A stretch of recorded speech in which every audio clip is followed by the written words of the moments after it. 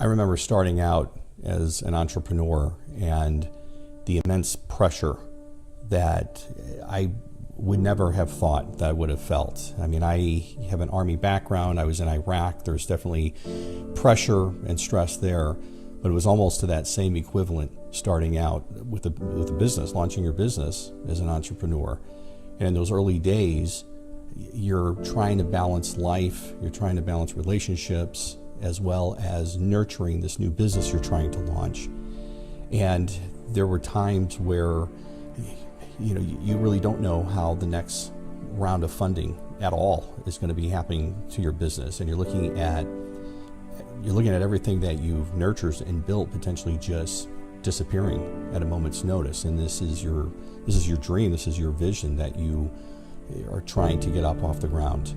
And I just remember so clearly the pressure and the stress of starting out, where you're trying to make your spouse proud of this business that you're getting up off the ground, and there's conflict in that sense as well, because she may not understand what your focus is or why you have to take time out to really launch this, because you're the only one that is making this happen. And it was a pressure that I never would have imagined prior to becoming an entrepreneur and launching my business. But I will say, with persistence, I mean, that has to be an underlying attribute of any entrepreneur. With persistence and an idea that you had, focus on that idea.